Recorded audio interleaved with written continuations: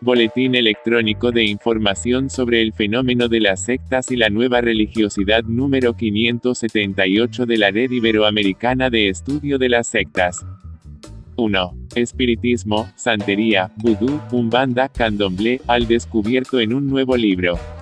Fuente, Infocatólica.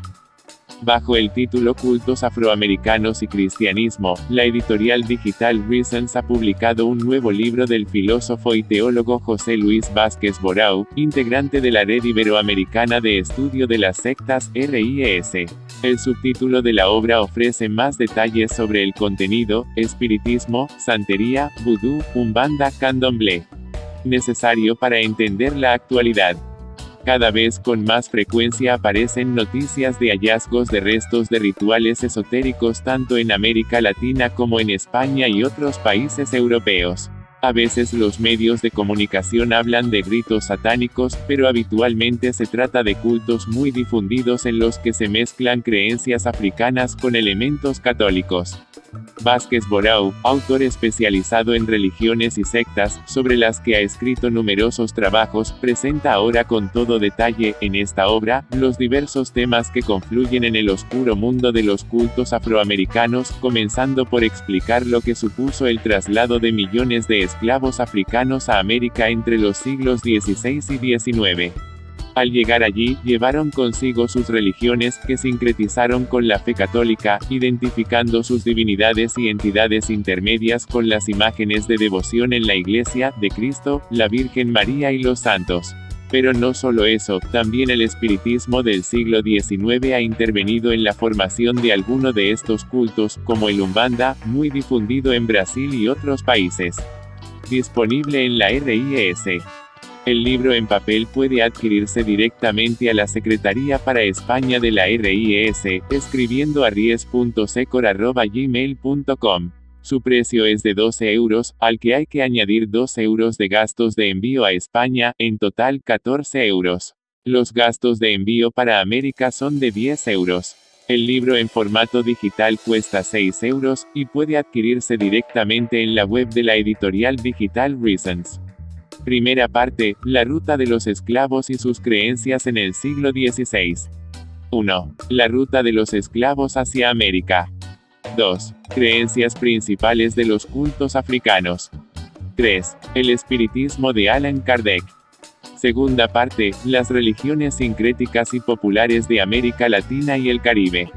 4. Las creencias americanas antes de los descubrimientos. 5. La santería y el palo monte o mayombe de Cuba. 6. El vudú de Haití. 7. El Sangó de Trinidad y Granada. 8. Los cultos afro-brasileños. 9. Tradición oral y transmisión de la fe. 10. Proceso de iniciación, fiestas y rituales. El índice completo puede consultarse en la web de la editorial digital Reasons, pulsando en el botón «Descargar resumen». 2. Proliferan en España sectas minúsculas creadas en torno a un gurú terapeuta. Fuente, 20 minutos.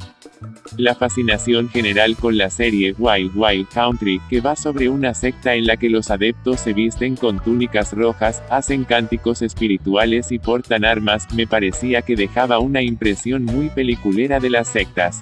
Eso me animó a contar lo que yo había vivido, bajar las sectas a la tierra, saber que son algo mucho más sencillo, más normal de lo que parece y en donde uno entra sin darse cuenta.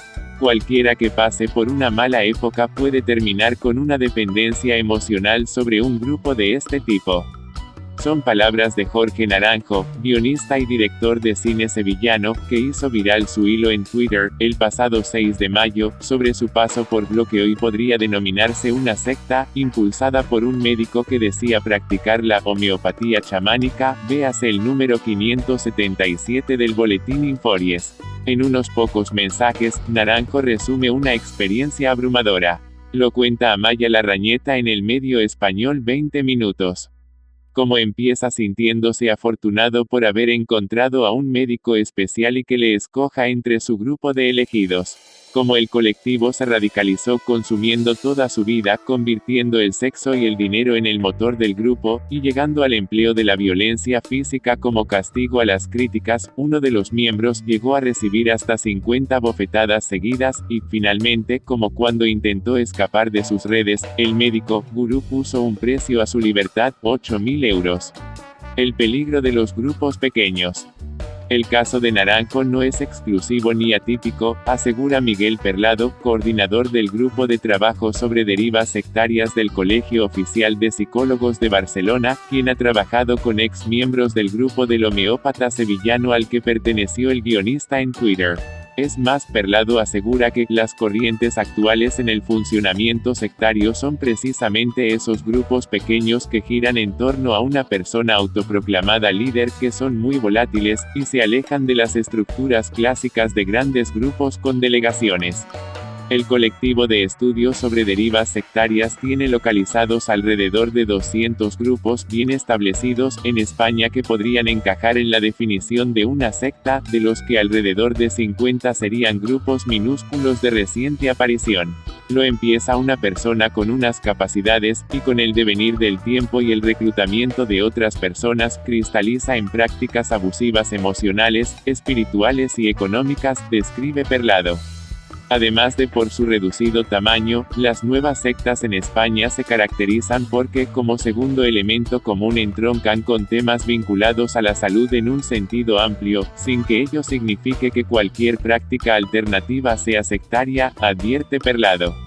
En los últimos tiempos lo que prolifera es la seducción de las personas con promesas de cambios milagrosos en encuentros de fin de semana, en los que se promete que los bloqueos desaparecen, o en grupos de coaching, dudosos en cuanto a sus prácticas. Falsa inmunidad. Los expertos insisten en que nadie está exento de riesgo de convertirse en adepto. Las personas con las que ha tratado Perlado no responden a un perfil único, ni son jóvenes solamente ni especialmente vulnerables. Ex-adeptos hablan de ingresos en estos grupos ante un vacío espiritual o falta de sentido de la vida. Entre las señales de alerta a vigilar, los expertos hablan de distorsiones en la cualificación del supuesto gurú, prevención con los grupos en los que se entra mediante la práctica del boca, oreja, y sobre todo, la práctica de actividades de las que no se pueda informar fuera del grupo, ni tan siquiera describir, bajo la indicación de que esto solo lo entendemos nosotros. Añaden que es conveniente tener cuidado, si te están haciendo sentir culpable en una dinámica de grupo, y con las actividades en lugares retirados o incomunicados o las que no se permite ni criticar ni cuestionar. La persecución judicial de estos grupúsculos es muy complicada. Las sentencias absuelven mayoritariamente a los denunciados alegando que los presuntos adeptos son personas mayores de edad que consintieron la entrega, por ejemplo, de cantidades económicas o las relaciones sexuales. Aunque recientemente se han dado inhabilitaciones de médicos con terapias alternativas para el tratamiento del cáncer, en Barcelona, o juicios a terapeutas acusados de abusos sexuales, los gurús se suelen mantener en una franja limítrofe para que no recaiga en ellos denuncias. Tienden a instrumentalizar a los demás miembros del grupo, que son los que finalmente vejan o humillan, y después aparece el gurú como el salvador. Es decir, que manipulan y humillan en diferido. El gurú empuja a esas situaciones, pero si hay que colgar el San Benito es a los demás, explica Perlado. Nos puede pasar a cualquiera. El guionista sevillano Jorge Naranjo dudó mucho antes de dar a la tecla de publicar para contar su propia vivencia en Twitter. Lo hice porque de verdad nos puede pasar a cualquiera, que es algo muy cercano y que está pasando. De hecho, el grupo al que él perteneció todavía continúa activo. Su confesión pública le ha reportado una sensación liberadora. Dice que necesitaba sacarlo de alguna manera, porque solo lo sabía su entorno más próximo. En los últimos días ha recibido numerosos mensajes de apoyo por redes e incluso se le ha acercado gente por la calle que le piden consejos para ayudar a amigos en situaciones parecidas. Naranjo está escribiendo una serie de ficción sobre este tipo de grupos partiendo de esta experiencia personal. Permitirá a muchas personas a ayudar a familiares y amigos en una situación parecida y, sobre todo, a que gente que esté viviendo un drama similar lo pueda ver con sus propios ojos y les ayude a despertar, explica. Mientras el proyecto se materializa, deja un consejo para posibles afectados: pregúntate si la prioridad en tu vida es el grupo, si todo gira en torno a él y va guiando tus decisiones, si estás dejando de lado familia y amigos y si hay un interés económico por medio. 3. La justicia francesa obliga a retirar información al organismo antisectas del gobierno. Fuente: Educasectas. Una sentencia del pasado mes de diciembre de 2017 del Tribunal de Apelación de París obligó a la Miviludes, Misión Interministerial de Vigilancia y Lucha contra las Derivas Sectarias, organismo del gobierno francés, a retirar la información contenida en su guía, Salud y Derivas Sectarias, publicada el pasado abril de 2012, en donde se hacía referencia a la fasciaterapia, y se alertaba de posibles derivas sectarias entre sus practicantes. Y más recientemente, el pasado 20 de abril, el Tribunal Administrativo de París sentenció que la Miviludes debía retirar igualmente sus referencias a la medicina antroposófica, si bien la propia Miviludes ha indicado que está estudiando recurrir tal decisión. Lo cuenta el psicólogo Miguel Perlado en su web Educasectas. Fasciaterapia. En relación a la primera de estas sentencias, la referida a la fasciaterapia, la acción judicial que ha dado lugar a esta resolución fue impulsada por la antigua Asociación Nacional de Kinesioterapeutas y Fasciaterapeutas, ANKF, actualmente conocida como Fascia France, y la Sociedad Punto de Apoyo, quienes argumentaron que la inclusión en esa publicación estaba perjudicando su imagen. Anouk R., presidenta de la Asociación Fascia France, ha explicado en una reciente entrevista cómo arrancó el proceso judicial en contra de la Miviludes, que se ha alargado durante 5 años.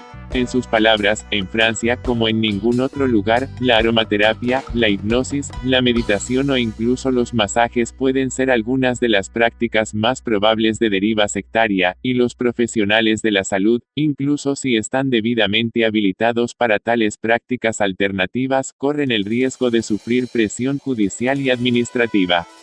Para los defensores de la fasciaterapia, esta técnica habría sido estigmatizada en la guía de la Miviludes, y tampoco nunca fueron capaces de ofrecer ninguna evidencia sobre la deriva sectaria de la fasciaterapia, según indicaba Serre en esta misma entrevista.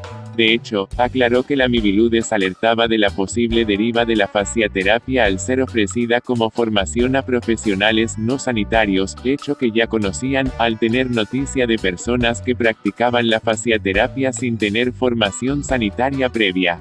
Añadió que ellos ofrecían sus cursos con el requisito de tener formación en el ámbito sanitario y en el contexto de una formación profesional continuada de los kinesioterapeutas.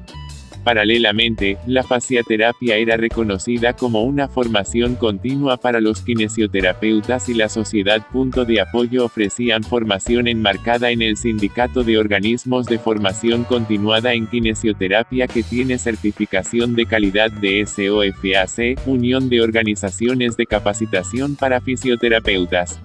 El argumento central de la presidenta de la Asociación de Fasciaterapia es que esta técnica tendría una aproximación holística, centrada sobre la persona, dirigiéndose a las potencialidades de la persona, a la capacidad de autorregulación del propio organismo y a la influencia entre el cuerpo y el espíritu, y esto parece que es susceptible por naturaleza de interesar a la Miviludes. Este acercamiento humanista, que se apoya en evaluaciones científicas de campos de las ciencias humanas y sociales, y no en el modelo biomédico, que es al parecer el único científicamente válido para la Miviludes.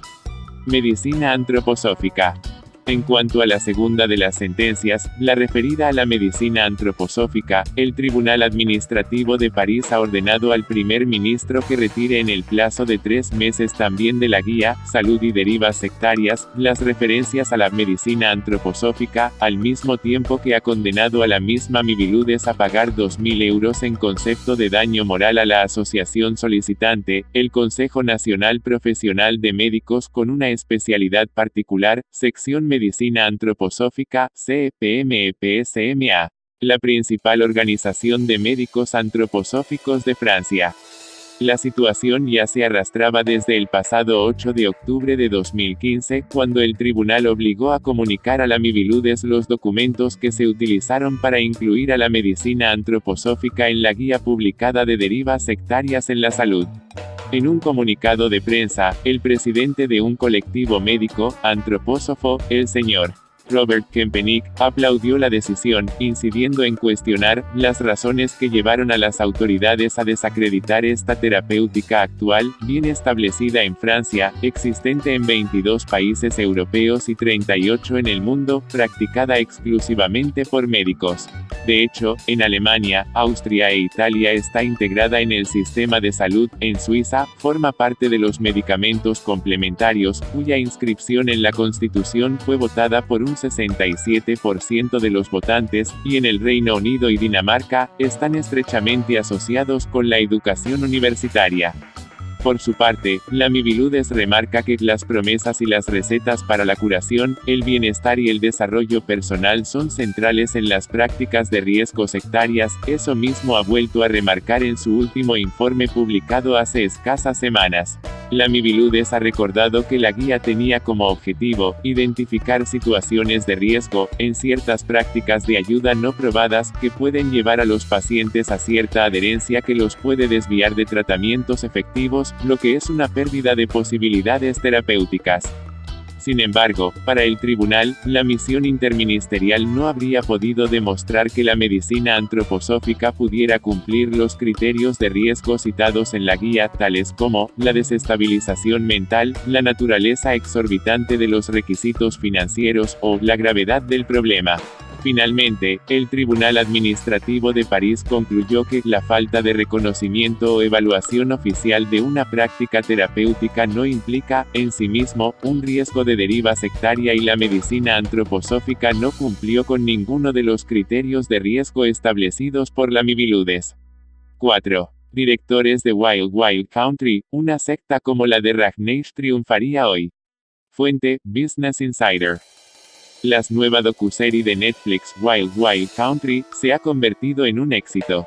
Business Insider habla con sus directores que examinan en profundidad un culto que intentó construir una ciudad utópica en la zona rural de Oregón en los 80. Reproducimos a continuación el artículo y la entrevista firmados por Nathan M. C. Alone. El documental está lleno de detalles locos, armas, Rolls Royces y envenenamientos en bares de ensaladas. Pero el verdadero logro es cómo captura a personajes convincentes de ambos lados del conflicto entre el culto y la gente del pueblo. Cuando los hermanos Chapman y McLean Way escucharon por primera vez la historia del auge y caída de Rajneeshpuram, una ciudad utópica de Oregón construida en la década de los 80 por seguidores de un gurú indio, pensaron que era una locura. No es difícil entender por qué. Una historia real. La historia comenzó en 1981, cuando un culto dirigido por el místico Bhagwan Shr. Rajneesh compró un rancho de 263.000 metros cuadrados en la zona rural de Oregón para construir un paraíso en la tierra, y rápidamente cautivó la imaginación de los medios de comunicación estadounidenses. El gurú y sus seguidores, Rajneeshis, o Sannyasins, tenían tantos atributos que era imposible que los medios de comunicación resistieran: el amor libre, las ametralladoras y un líder con docenas de Rolls Royce y un reloj de $1 millón. Pero la verdadera carne de las noticias vino de sus conflictos con rancheros locales y otros habitantes del pueblo, que resistieron a los intentos de la secta de hacerse con el gobierno municipal. Para conseguirlo, los Rajneeshis trajeron a miles de sin techo en autobús para que votaran a sus candidatos. La historia de Rajneeshpuram fue coronada por una salvaje maniobra en la que los Rajneeshis envenenaron a los votantes locales para que no votaran, introduciendo la salmonela en los bares de ensalada del pueblo. Terminaron envenenando a 751 personas en el mayor ataque bioterrorista de la historia de Estados Unidos. La arquitecta del ataque y líder operativa del grupo, Manand Sheila, pasó más de 2 años en prisión. El mismo Rajneesh huyó a la India, donde murió en 1990. La recuperación del tema. La historia se perdió en la memoria de los Estados Unidos. Pero el interés se ha reactivado con el lanzamiento del documental en 6 partes de los hermanos Way, que se ha convertido en un éxito de boca en boca para Netflix desde que salió a principios de abril. Parte de la razón es que los Way fueron más allá de los titulares y presentan en su documental la maravillosa complejidad de los Rajneeshpuram. Sus entrevistas con los principales protagonistas de ambos bandos del conflicto son convincentes, ingeniosamente filmadas y divertidas de ver. Business Insider habla con Chapman y McIlwain sobre cómo ejecutaron la serie, cómo era Sheila en persona, y sobre si podría surgir otro Rajneeshpuram en la actualidad. Los fans estarán encantados de saber que los hermanos afirman que están, definitivamente, interesados en hacer una secuela, aunque es probable que no toda una segunda serie. Han recibido un montón de consejos desde el estreno. ¿Qué fue lo primero que os interesó de esta historia? Chapman Way, todo el proyecto empezó hace 4 años, en 2014. Hablamos con un archivista de cine en Portland que nos dijo que tenía acceso a una increíble colección de imágenes de archivo de lo que él definió como la historia más extraña jamás ocurrida en Oregón. Mac y yo nos sorprendimos de no conocerla. Nacimos justo después de que terminara. Nuestro primer instinto fue, mierda, es una historia de locos. No fue hasta que empezamos a buscar y encontramos sus puntos complejos, que es una religión, que es una secta, miedo al otro, derechos de inmigración y todos estos temas espinosos, que pensamos que podríamos hacer una interesante inmersión profunda. ¿Cómo llegó ese archivista a tener las imágenes? McIlwain, es una historia interesante. Cuando los Rajneeshis llegaron a Oregón en 1981 atrajeron inmediatamente la atención de las noticias locales. Era una época en la que las estaciones de noticias pasaban de las películas de 16 milímetros a las cintas Submatic. Una de las grandes ventajas de las cintas Submatic era que se podía grabar sobre ellas y así ahorrar costes. En general, en el período de 1981 a 1985 no hay muchos archivos de películas de noticias porque las cadenas grababan sobre sus propias cintas tratando de ahorrar. Pero los directores sabían lo significativa que era la historia de los Rajneeshis, así que nunca grabaron sobre las cintas con su material. La colección completa constaba de 525 cintas Submatic, que junto a las otras secuencias de archivo que pudimos rastrear acabaron siendo unas 300 horas de secuencias. Tras aquello, buscasteis ayuda para concertar entrevistas. Os preocupaba que algunas de estas personas no quisieran hablar ante la cámara. Chapman Way, lo primero que hicimos fue digitalizar las imágenes. En el peor de los casos publicaríamos un largometraje de 90 minutos, una versión de la historia solo para archivo, porque aunque nadie quisiera ser entrevistado la historia es increíble. Pero cuando empezamos a ver las imágenes el primer personaje que saltó sobre nosotros no fue ni siquiera el gurú, sino Ma Anand Sheila, la secretaria responsable de la construcción de este enorme imperio religioso. Ella es luchadora, se queja, dice lo que piensa, no tiene miedo, no hace caso a la mierda de nadie. Estábamos tan fascinados como aterrorizados, pero sabíamos que si podíamos hablar con ella esto tenía el potencial de ser algo realmente especial. Así que nos acercamos a ella. Encontramos una dirección de correo electrónico de algunas instituciones de salud que ella dirige. La llamamos. Inmediatamente se hizo evidente que sentía que no se le había dado la oportunidad de contar su versión de los hechos. Mac, yo y mi esposa Julie, que es productora, hicimos 3 o 4 viajes a Suiza antes incluso de entrevistarla solo para conocerla, entender a qué se dedica hoy y conocer a algunos miembros de su familia. Todo esto nos llevó a esa entrevista tan íntima que le hicimos. Debe de haber sido extraño para ella. Consiguió contar su historia en los 80 de manera combativa, pero después desapareció. Chapman Way, creo que ella sentía que una parte de su persona en aquel momento era esa persona cultivada. Quizá era provocativa por alguna razón. Toda prensa es buena prensa. Fue útil entrevistarla 35 años después, surgieron muchas ideas nuevas sobre el movimiento, lo que sucedió y cuál era su propósito en Oregón. Habíais visto todas sus imágenes de archivo. ¿Hubo algo cuando la conocisteis en persona que os sorprendiera que fuera muy diferente a lo que creíais sobre ella? Chapman Way, sí, lo primero que realmente te impresiona, y está en la serie, es lo pequeña que es en realidad. Ni siquiera sé si mide más de 1,5 metros. Es muy pequeña, y es casi chocante porque es una figura tan grande en el metraje, de la que todo el mundo habla que asombra ver lo pequeña que es en persona. La conocimos durante las primarias, cuando Trump empezaba a ganar terreno, y lo primero que salió de su boca fue abrazarnos por ser de Estados Unidos, y por el surgimiento de Trump y por cómo Estados Unidos se desmoronaba sin ella. Era divertida, encantadora e ingeniosa.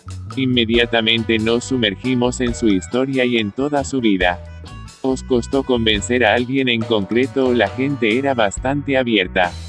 McLean Way, cuando empezamos, sabíamos que los sannyasins o ex-Rajneeshis serían difíciles, especialmente porque habíamos hecho un documental sobre un equipo de béisbol de Oregón, así que desde su perspectiva veníamos de Oregón, un estado con el que habían estado en guerra.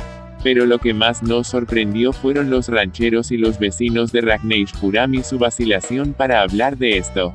Fue un momento muy doloroso y traumático en su vida que no querían recordar. Creo que lo interesante fue que ambos lados, Antelope y los rancheros vecinos, o los propios Rajneeshis, vieron la historia de Rajneeshpuram como una especie de advertencia, y se dieron cuenta de lo olvidada que estaba la historia. Correcto, cada lado mira la historia de Rajneeshpuram de forma muy diferente.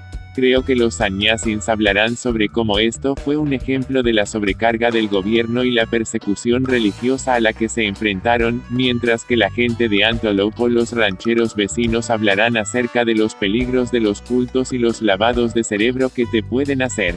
En última instancia, todos los que participaron en el documental, hablaron con nosotros porque no querían que la historia de Rajneeshpuram cayera en el olvido. Lo valoran como advertencia. Hay argumentos comprensibles en ambos bandos. Pero cuando los Rajneeshis comenzaron a transportar en autobús a personas sin hogar para influir en las elecciones, parecía que la toma de decisiones se tornaba ilógica. Claramente, no era una buena idea. Hasta ese momento, las decisiones de la dirección parecían racionales. ¿Qué cambió? McLean Way, fue muy interesante. Cuando hablamos con sannyasins que no estaban involucrados en la toma de decisiones para traer a personas sin hogar, a menudo hablaban de aquello como el principio del fin. Y ese era su reflejo 35 años después de que sucediera. Esa decisión estaba tan lejos de la intención original de la comunidad, que era una especie de paz, amor, meditación, crecimiento personal y espiritual. Todos estamos en este camino caminando hacia la iluminación y ahora estamos convirtiéndonos en una especie de refugio para personas sin hogar, que fue realmente interesante como entrevistadores. ¿Cuál es el estado actual de la comunidad? Chapman Way, hay una especie de organización principal y un montón de pequeños vástagos. La principal organización es la Fundación Internacional de Oso. Se llaman OIF.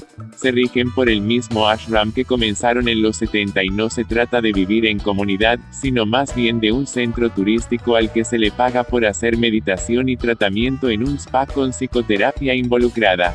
Han cambiado completamente de marca. Ya no está la cara de Bhagwan en toda la zona.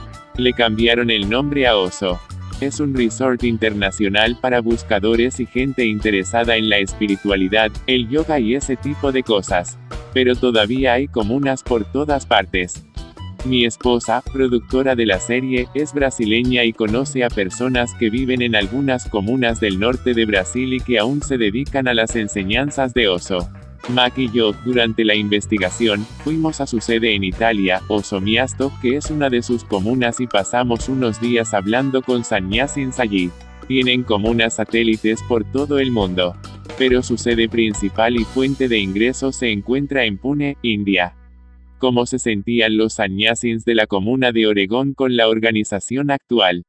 Chapman Way, todos tienen sus propios círculos y aún se dedican a Oso.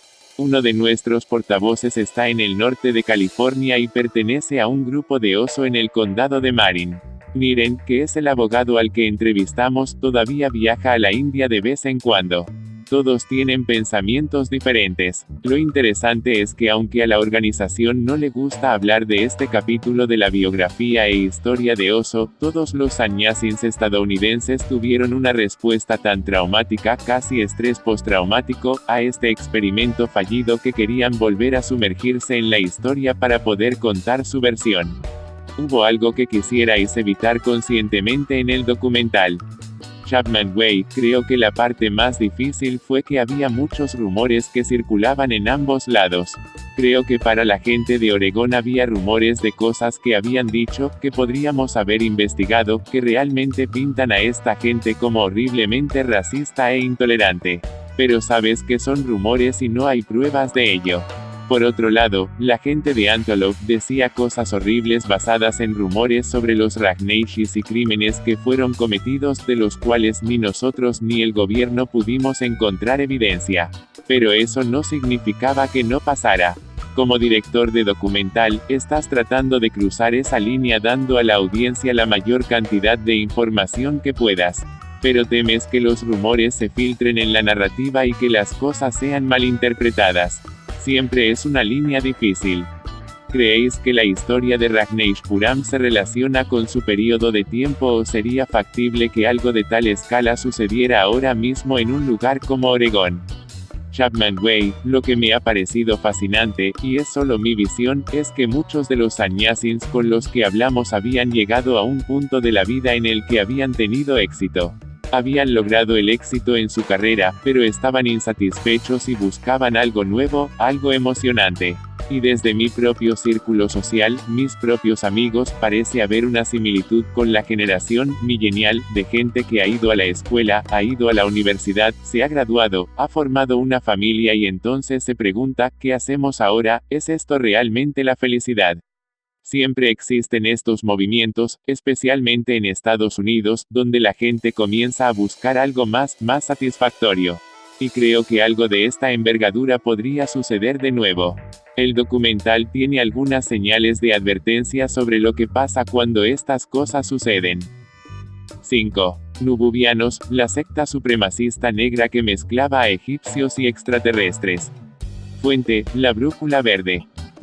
Milenarismo, supremacismo, reivindicación racial negra, ovnis, extraterrestres, conspiranoia, criptozoología, arte egipcio, pederastia y hasta Wesley Snipes, sí, el actor de Hollywood son los variopintos elementos, unos esperpénticos y otros criminales, que definen el grotesco episodio protagonizado por el nububianismo en país que parece un campo abonado para este tipo de sectas religiosas dignas de una película pero donde suele aflorar un componente siniestro. Así comienza su artículo Jorge Álvarez en La Brújula Verde. Si se pregunta en qué lugares del mundo se pueden encontrar ejemplos de arquitectura y decoración que imitan las del antiguo Egipto, inevitablemente se nos vienen a la cabeza algunas estructuras hoteleras, XTCH de Las Vegas o sus versiones asiáticas.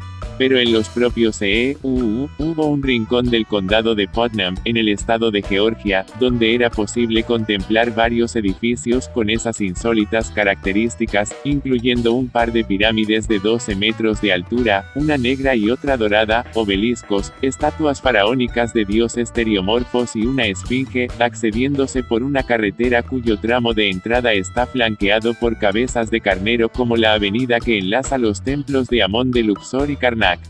La historia de un lugar insólito. Ese inaudito sitio se llamaba Tama, aunque también recibía nombres como Codes Wahani, Altama y Ciudad Dorada, y era la sede de una secta denominada United Nububian Nation of Moors, que significa Nación Nububiana Unida de Moros. Lo de moros se debía a que, por un lado, aseguraba que los indios descendían de musulmanes emigrados a América. Por otro, era una evolución de los musulmanes negros, un grupo islámico creado en 1967 y no muy ortodoxo porque no limitaba sus preceptos al Corán sino que incorporaba también aspectos cristianos, judíos y, como no, esotéricos. Era la moda, al fin y al cabo, la antesala de la famosa era de Acuario y de los Black Panthers, los Weathermen, el hipismo y otros rasgos que iban a caracterizar los años siguientes. El fundador de ese batiburrillo fue Dwight York, un músico negro que se cree que nació en Boston hacia 1935, aunque él aseguraba ser sudanés, de madre egipcia, y haber visitado el país de los faraones en su infancia para estudiar el Islam in situ junto a su padre, un religioso nubio, antes de instalarse en Nueva Jersey durante la adolescencia, en 1957. Por eso no utilizaba su nombre anglosajón y, en cambio, jugaba con otros como Malachi Z. York o Isa al-Haadi al-Mahdi, entre otros muchos. Fue en los 60 cuando empezó a organizar grupos que mezclaban sin complejos aspectos del Moorish Science Temple of America, la Nation of Islam, la Nation of Gods and the ARTHC hasta la francmasonería, dando como resultado lo que él denominaba Ansar Pure Sufi o Ansarullah Community. Sus seguidores usaban ropa verde y negra, y estaban considerados parte de un curioso fenómeno típico de finales de los 60, el de los grupos judeo-islámicos. Tras un viaje a Sudán y Egipto, York contactó con Sadiq al-Mahdi, primer ministro sudanés, arreglándoselas para arrancarle financiación para su grupo americano, complementando así lo que sacaba con algunas librerías y una imprenta. Acusaciones de delitos. Informes posteriores de las autoridades desvelaron que se dedicaba a cometer una amplia gama de actividades delictivas, desde extorsión a atentados. Lo cierto es que, para entonces, York ya había pasado 3 años por la cárcel porque en 1964 fue condenado doblemente, primero, por violar a una adolescente, segundo, por romper la libertad condicional y, al ser detenido, incautársele un arma ilegal y drogas. A la salida ingresó en los Black Panthers, el paso previo a renacer como Imam Isa Abdullah. En los años 80 se instaló en Brooklyn, donde fundó el enésimo grupo con el nombre de Nuwaubianos, donde al Islam añadió el indigenismo americano y una iconografía egipcia. La comunidad musulmana rechazó cualquier vínculo con ellos, en plural, porque consiguió convencer a 300 seguidores, todos negros evidentemente. De hecho, York predicaba que esa era una raza superior porque, entre otras cosas, descendía de extraterrestres Anunnakis y había viajado a América para colonizarla, mucho antes de la deriva continental. En cambio, los blancos eran albinos que venían de Caín, el caucásico no ha sido elegido para liderar el mundo. Carece de verdaderas emociones en su creación, fueron criados para ser asesinos, con bajos niveles de reproducción y una corta vida. Creados como guerreros esclavos de los negros a partir de mandriles y orangutanes de los que salió el Homo erectus, transformado en sapiens en Marte, también eran usados como carne por los reptilianos, siendo la venida de Cristo una recaudación de comida, pero se rebelaron y lograron hacerse con el poder mundial. El delirio de la doctrina nububiana era inagotable. Continuaba con que los grandes dirigentes políticos blancos se reúnen una vez al año y sacrifican a un negro, símbolo de la antigua costumbre de alimentarse con su sangre para compensar la palidez de la piel. Hitler, por cierto, era un negro albino. Las películas de ciencia ficción de Hollywood, especialmente Star Wars, se basan en hechos reales y las mujeres blancas se juntaron con chacales para dar origen al perro doméstico. La música disco, continuaba York, había sido diseñada para contaminar el alma de la raza negra. El aspecto musical jugó un papel importante en la vida de York porque poseía su propio sello discográfico, Passion Products, que lanzó algunos discos con él mismo de solista en grupos bautizados como Jackie and the Starlights, Students y Passion. Asimismo, colaboraba como vocalista en bandas ajenas. Algunos críticos ven en ellos las raíces más añejas del hip hop y todo. No le iba mal y aparte también poseía 9 edificios de apartamentos que, por cierto, no estaban al día en el pago de impuestos. De la ciudad al campo. El temor a que esto último lo metiera en más problemas con la ley de los que ya tenía, en 1988 lo volvieron a procesar por usar un pasaporte falso. Fue lo que decidió a York a irse del mundo urbano e instalarse en el rural, primero en Liberty Catskills, al sureste de Nueva York, en 1991, 2 años después en Georgia, donde adquirió una finca de 192 hectáreas y se trasladó con la gente de sus múltiples grupos. Estos eran Egyptian Church of Karast, Holy Seed Baptist Synagogue, Ancient Mystic Order of Melchizedek, Ancient Egyptian Order, All Eyes on Egypt, United Nubian Nation of Moors, Yamasee Native American Tribe, Washita Tribe y Lodge 19 of the Ancient and Mystic Order of Malachisodok. Una vez allí declaró que él y los suyos eran descendientes de los indios Yamasee, una tribu exterminada por los británicos en el siglo XVIII cuyos supervivientes terminaron fundiéndose con los semínolas, quienes a su vez, como indicábamos antes, procedían de egipcios emigrados al Nuevo Mundo. Consecuentemente, empezó a construir Tama, Re. Sin licencia, por supuesto, como tampoco la tenía el club nocturno que abrió en un almacén del recinto. Las multas recibidas no lo volvieron atrás y al poco estaba montando festivales en aquel estupefaciente escenario, donde los colores chillones, los jeroglíficos y el anaca aparecían por doquier. El tira y afloja entre los nububianos y el ayuntamiento se recrudeció, empeñado el consistorio en que el uso de la propiedad era exclusivamente residencial o agrícola, mientras York lo acusaba de racista y presionaba a los abogados municipales con tácticas mafiosas. Eso hizo que perdiera el apoyo de la comunidad negra local y en 1999 el sheriff clausuró el club nocturno. Eso llevó a York a reconvertir el lugar en una academia de seguridad privada contratando para ello a un grupo paramilitar denominado Royal Guard of Amon-Ra que pertenecía a la productora homónima del mencionado Wesley Snipes. Por supuesto, afirmaron que el actor era un nububiano, algo que él desmintió inmediatamente. Intervención policial. El caso es que Tama-Re quedó custodiado por guardias armados pero, tratando de apaciguar los ánimos, York hizo una solicitud legal para abrir de nuevo el club. Se le autorizó porque lo presentó como sala de confraternidad, signifique lo que signifique eso. Incluso presentó candidatos a las elecciones de 2001, asociados al Partido Republicano. Pero ya estaba en el punto de mira del FBI. En mayo de 2002, este cuerpo, junto con otros departamentos, entraron en Tama-Re. No hubo tiroteo, como se temió en principio, aunque se usaron gases lacrimógenos por si acaso. La causa de aquella intervención era una orden de detención contra York por extorsión, pederastia y explotación sexual infantil. Al parecer, denuncias anónimas informaron de que el líder de la secta no solo se reservaba niñas y mujeres de su comunidad, sino que también traficaba con ellas de estado en estado. Irónico, teniendo en cuenta el código de conducta que impuso entre los suyos, con segregación por sexos incluso dentro del matrimonio, los cónyuges solo podían tener encuentros cada 3 meses en una sala ad hoc. York habría ejercido más de 1 millar de abusos sexuales, si bien el fiscal solo presentó cargos por 2 centenares. Los abogados del acusado acreditaron que padecía un trastorno paranoide con cuadros de ansiedad y alteración de personalidad coincidente con esquizofrenia. Él, además, solicitó ser tratado como un indígena y ser juzgado por su tribu, lo que el juez rechazó, obviamente.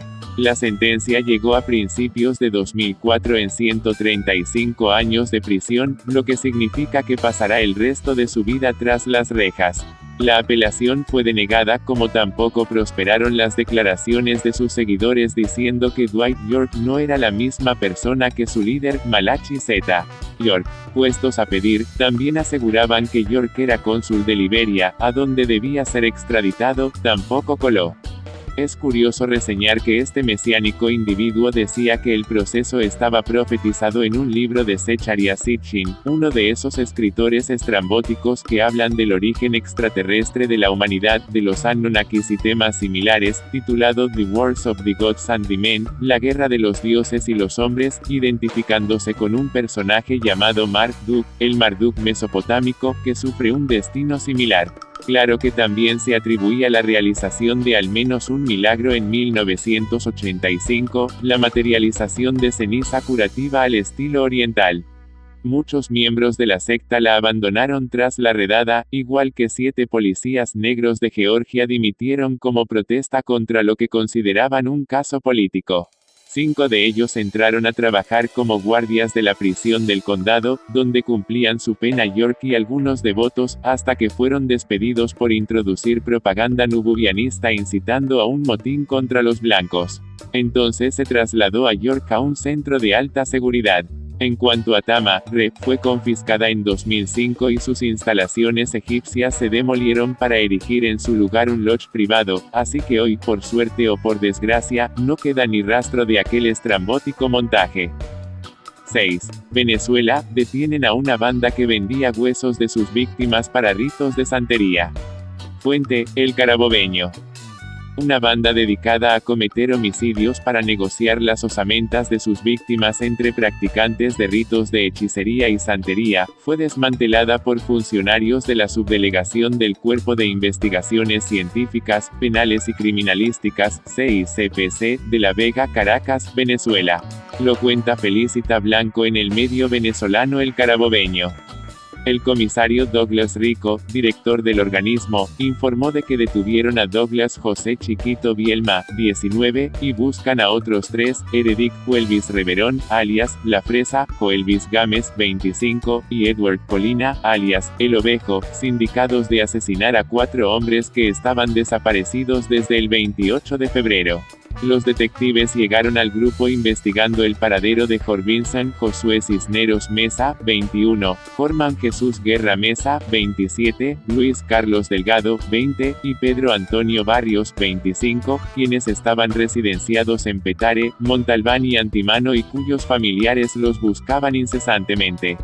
Uno de los cuerpos fue localizado semienterrado en la zona montañosa de La Vega. Al ser detenido, Douglas Chiquito condujo a las comisiones hasta el sitio donde estaban los otros 3 cuerpos, y al enfrentarse con las autoridades murió Iván José Morón Morales, 22, alias Piolín. A los desaparecidos los señalaban de haber asesinado a Jean-Pierre Noriega y Michael Colina, oficiales de la Policía Nacional Bolivariana, PNB, a quienes despojaron de sus armas de reglamento en Antimano, el 15 de febrero. Fresa y su banda les dieron refugio a los homicidas de los policías, con intenciones de apoderarse de las armas que habían robado, y terminaron matándolos. En los terrenos de La Vega hallaron otras piezas humanas, listas para la venta. El comisario Rico manifestó que fue un trabajo impecable, el realizado por los detectives de la subdelegación de La Vega. 7. España, 4 detenciones por explotación sexual de nigerianas amenazadas con vudú. Fuente, Mallorca Diario. Agentes de la Policía Nacional han liberado en Alicante a 2 víctimas de trata de seres humanos prostituidas en España. La operación ha culminado con la detención de 4 miembros de la organización criminal dedicada a la explotación sexual de mujeres procedentes de Nigeria. Uno de ellos, de origen nigeriano, ha sido detenido por la Unidad Central de Redes de Inmigración Ilegal y Falsedades Documentales, UCRIF, cerca del polígono de Levante de Palma. Lo contaba el pasado 12 de mayo el medio Mallorca Diario. Tras la detención, el juez decretó su ingreso en prisión. Según han informado fuentes policiales, cuando el cabecilla se iba de Alicante, el de Palma se trasladaba a Alicante a hacer sus funciones. Las víctimas se encontraban en una situación de total vulnerabilidad al desconocer el idioma y carecer de documentación y dinero, habiendo contraído una deuda con sus captores de 35.000 euros. Una de las mujeres fue obligada por la organización a abortar hasta en 5 ocasiones. La ruta utilizada por integrantes de la red de trata para trasladar a las mujeres captadas hasta el continente europeo era extremadamente dura, en condiciones de seguridad e higiene muy precarias. Varias de ellas llegaron a fallecer durante el trayecto, mientras que otras eran asesinadas cuando se resistían a mantener relaciones sexuales con sus captores. Fruto del operativo han sido detenidos 4 miembros del entramado criminal en España, encontrándose el líder de la organización en prisión provisional.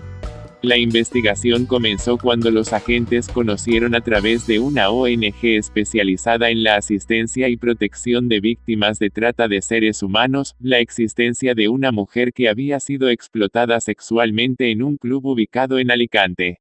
La víctima se encontraba extremadamente asustada y desconocía la identidad de sus explotadores. Sin embargo, tras diversas pesquisas se logró identificar y localizar a los diferentes miembros del entramado criminal.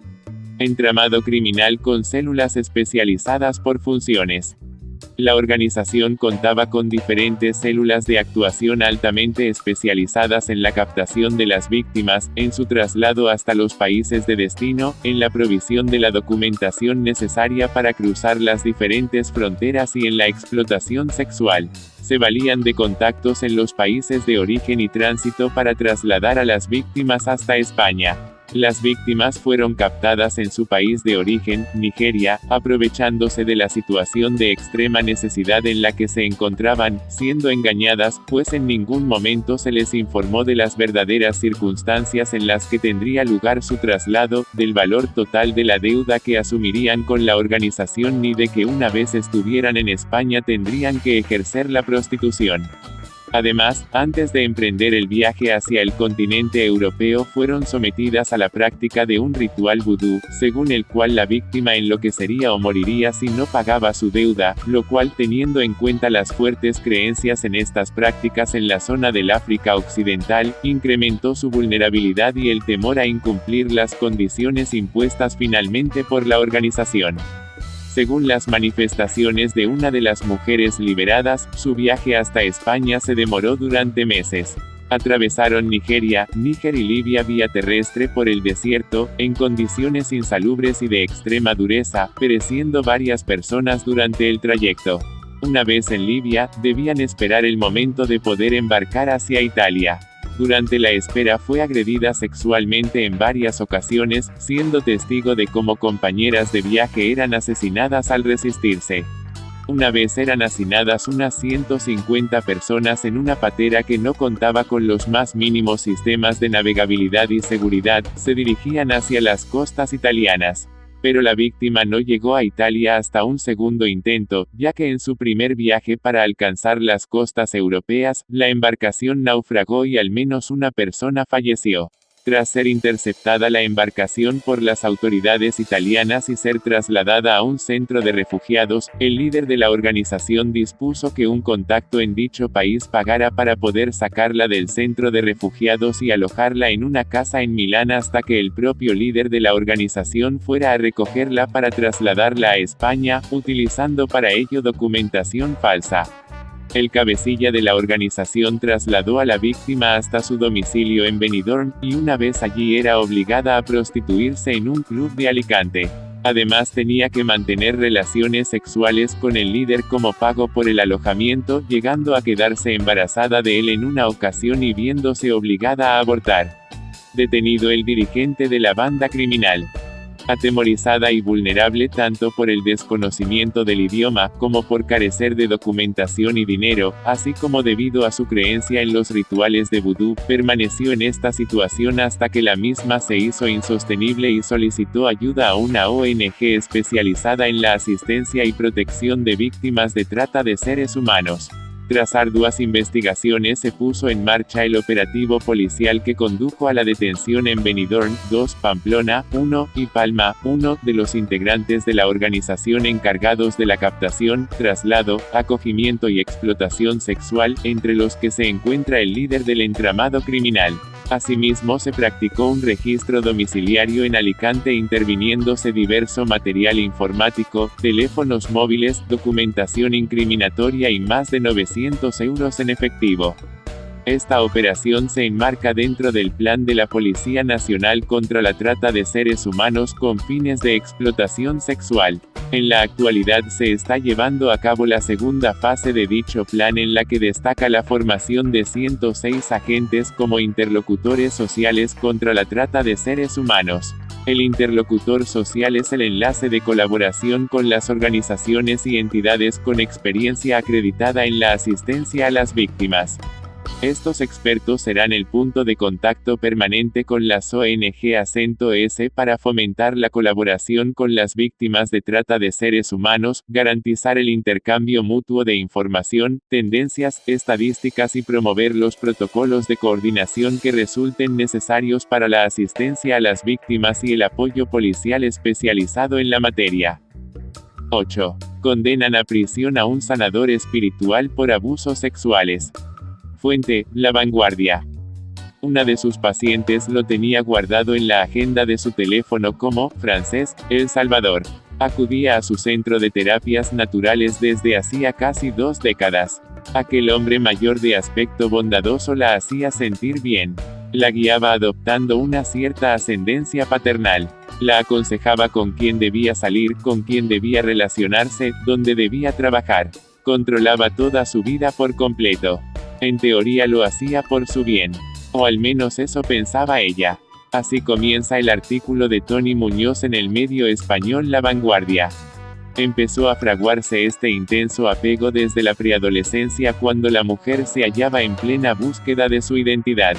Aquel hombre que le impartía clases de repaso vio conveniente compaginarlas con técnicas alternativas de relajación. Las sesiones consistían en unos supuestos masajes energéticos que con el paso de los años cada vez se alejaban más del concepto masaje e iban centrados en la zona genital.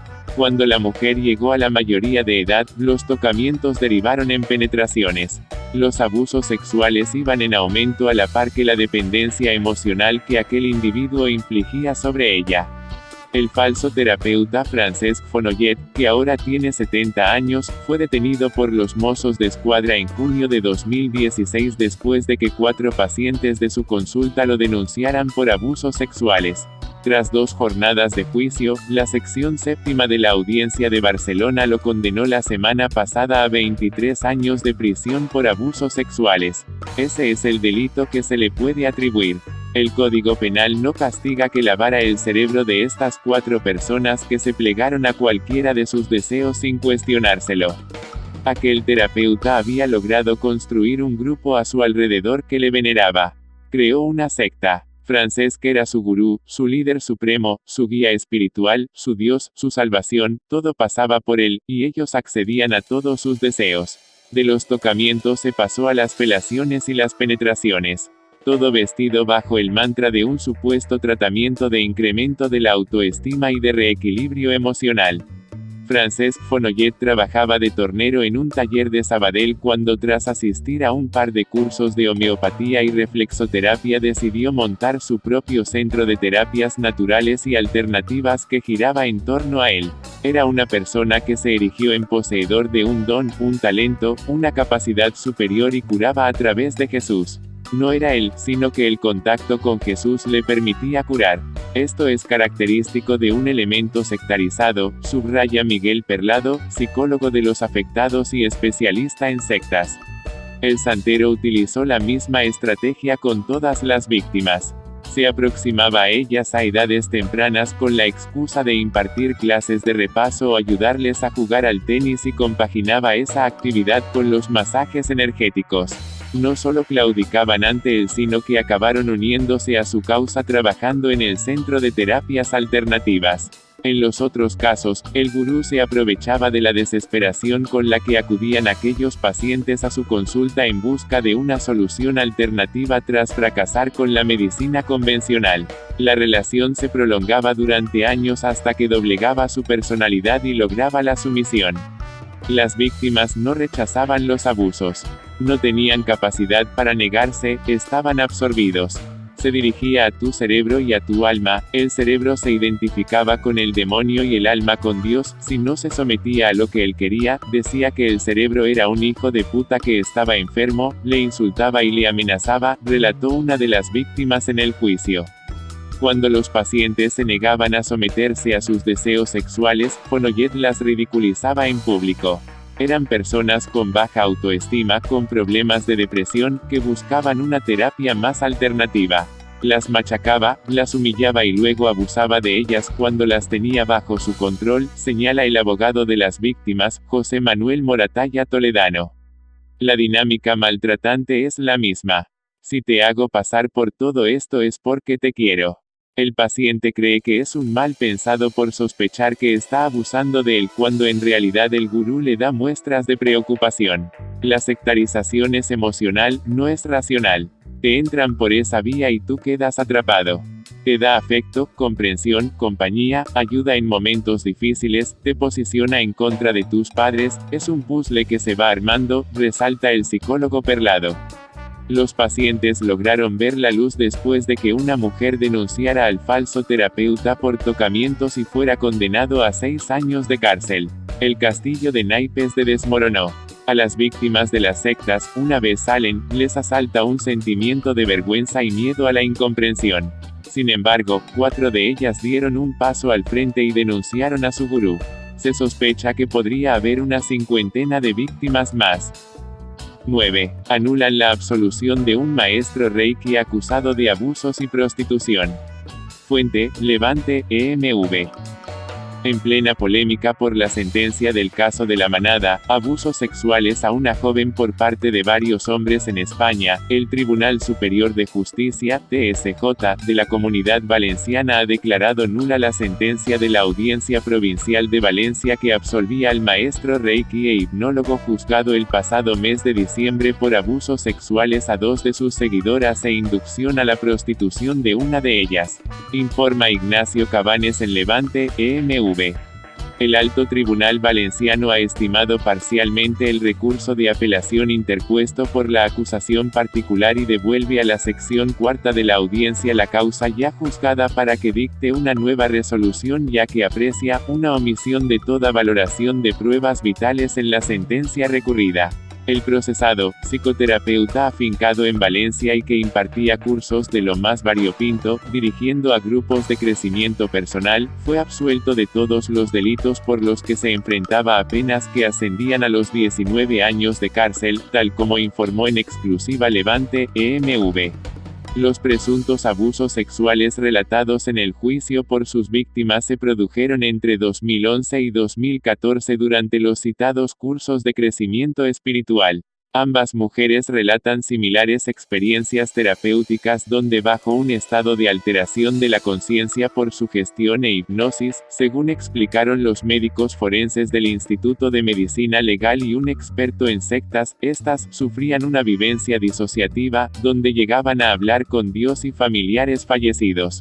Así, los peritos no descartaban que el consentimiento sexual estuviera viciado por estas alteraciones de la conciencia.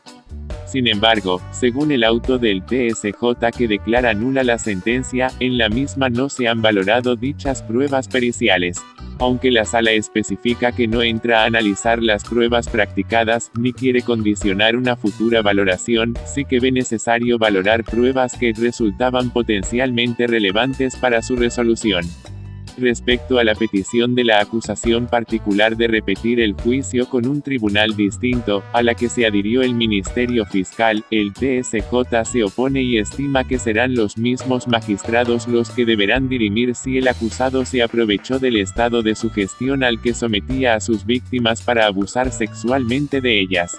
Según el recurso presentado por el letrado Miguel Ferrer, quien representa a una de las víctimas, la prueba pericial no valorada en la sentencia demuestra que los accesos carnales fueron inconsentidos, pues la voluntad se encontraba anulada y el consentimiento totalmente viciado. De hecho, en los hechos probados ya se hacía referencia a la vulnerabilidad de las víctimas. Ambas jóvenes por su inmadurez personal se acercaron al acusado en momentos críticos en sus vidas buscando ayuda personal, detalla la audiencia. Por su parte, la defensa del acusado, ejercida por el letrado José Luis Rivera, sostiene que esta decisión del TSJ únicamente pide valorar las pruebas periciales y confían en que la decisión absolutoria sea la misma, ya que su cliente siempre ha negado cualquier tipo de relación sexual con las denunciantes. No obstante, los citados informes periciales, que tendrán que ser examinados de nuevo por los magistrados, concluyeron que los testimonios de ambas mujeres no presentaban indicios de simulación o intereses finalistas. El recurso de la acusación particular, estimado parcialmente, también critica duramente la actitud mostrada por el tribunal durante la vista oral con las víctimas, quienes declararon bajo un bloqueo emocional. Una de ellas estaba temblando y apenas podía articular palabra por momentos. Tranquilícese o por lo menos no haga tanto eso, le instaba ante sus lloros uno de los magistrados. Bueno, ya estamos en la quinta dimensión, o no hace falta que entre en todos los detalles, son algunas manifestaciones con las que la sala interrumpía constantemente a las víctimas, según remarca la acusación y se aprecia en la grabación del plenario. Asimismo, la acusación también echa en falta que en la sentencia no se haya valorado la prueba documental. Por ejemplo, unos correos aportados por la denunciante en los que se aprecia el adoctrinamiento que los adeptos recibían por parte del procesado. Si sigues por las mismas, para el mes de septiembre, se te cerrarán los chakras, le decía en uno de ellos el acusado a su víctima, en lo que bien podría entenderse como una amenaza velada si no sigue sus directrices. 10. Archivan la causa contra una vidente española que estafó 300.000 euros a una anciana. Fuente, El País. La Audiencia Provincial de Barcelona ha archivado la causa contra la vidente Pepita Villalonga y 4 trabajadores de su gabinete de tarot, investigados por un presunto delito de estafa a una mujer de 77 años afectada, supuestamente, por un trastorno de personalidad. Después de pagar durante 2 meses al equipo de Villalonga más de 200.000 euros a cambio de servicios esotéricos, la mujer denunció a la tarotista al considerar que había sido engañada. Según el auto, al que ha tenido acceso El País, el tribunal considera que no hubo ningún engaño. El juez mantiene que era evidente cuáles eran los servicios de Villalonga, y que solo dependían de las creencias de la supuesta víctima. Informa Guillem Andrés. En febrero, la Audiencia de Barcelona confirmó el archivo de la causa que ya dictó en un primer auto el Juzgado de Instrucción número 27 de Barcelona. El magistrado mantenía, entonces, que la señora M.A.S. era consciente de que estaba pagando a la consulta de Villalonga por unos servicios espirituales o mágicos que, según la presunta víctima, iban a solucionar sus problemas. El juez mantiene que es evidente que quien recurre a este tipo de servicios debe ser consciente de que pueden funcionar o no, lo cual dependerá de su convicción, y que no corresponde a los tribunales penales valorar las creencias mágicas, esotéricas de las personas. La vidente fue arrestada detenida el enero de 2017. Entonces, negó ante el juez que hubiera estafado más de 200.000 euros a la mujer y aseguró que se limitó a prestar los servicios esotéricos que ella le pidió. Villalonga explicó que fue la supuesta víctima quien se dirigió a ella para reclamarle toda una serie de servicios y que hicieron numerosas reuniones en su local de la calle Mallorca de Barcelona. Con el objetivo de demostrar el supuesto engaño, el abogado de la señora M.A.S. argumentó que su clienta sufría un trastorno de personalidad de tipo esquizotípico, desórdenes raros o excéntricos, histriónico, dependiente, con pensamiento de tipo simbólico y mágico que deriva a creencias inusuales, inadecuadas y anómalas, según la resolución judicial. A pesar de dar validez al trastorno de personalidad, el auto, firmado el pasado febrero, descarta que la señora M.A.S. sea vulnerable y especialmente influenciable o manipulable. Es por este motivo que las 3 juezas del caso niegan la posibilidad de que la consulta de la popular tarotista se aprovechara de la mujer para cobrarle grandes cantidades de dinero por servicios esotéricos. El ser humano puede ser más o menos desconfiado e influenciable, pero esto no nos sitúa en el ámbito de la patología, destaca el auto. La mujer conoció la vidente por sus apariciones televisivas y asistió a su local para solucionar problemas personales que lo angustiaban. Villalonga y su equipo le leyeron las cartas del tarot y la sometieron a varios rituales. Según la policía, la atemorizaron mediante falsos contactos con los espíritus de sus padres y la advirtieron que solo podría solucionar sus problemas si viajaba al Brasil a buscar unos gurús, unos muñecos, y después los enterraba en Israel. Mis poderes cambiarán tu vida. Te espero. Este es el eslogan de la vidente Pepita Villalonga, la bruja que aparece de madrugada en 8TV para prever el futuro de los que quieren pagar su 806, un teléfono de los que disparan la factura a final de mes, según informa El Nacional. En enero de 2017 fue detenida acusada de estafar cerca de 300.000 euros a una mujer de 77 años a quien garantizó que se solucionarían sus problemas enterrando en Israel un muñeco comprado en el Brasil. El tribunal dice: quien sea burro que coma paja, porque Pepita no tiene poderes esotéricos y nadie que la contrate puede pensar lo contrario. Sorprende la dureza de la resolución judicial con la abuela, en un caso en que el presentador televisivo Javier Cárdenas se vio envuelto cuando denunció en Antena 3 que Pepita Villalonga quiso captar a la madre de un colaborador suyo. El locutor catalán aclaró que la bruja no tiene ningún poder esotérico. El presentador de Hora Punta no fue llamado como testigo. Ahora la denunciante espera recurrir y que un tribunal superior condene a Pepita por estafa. La cadena 8TV no tuvo nada que ver ya que el contrato se hizo en la tienda que la vidente tiene en Barcelona, aunque según el sumario la abuela conocía a la bruja por sus apariciones televisivas. La RIES es una red de expertos y estudiosos católicos sobre el fenómeno sectario y la nueva religiosidad, presentes en España y Latinoamérica, y abarcando las zonas lusoparlantes. Pretende ofrecer, también con este boletín informativo, un servicio a la Iglesia y a toda la sociedad. La RIES no se responsabiliza de las noticias procedentes de otras fuentes que se citan en el momento debido. La RIES autoriza la reproducción de este material, citando su procedencia.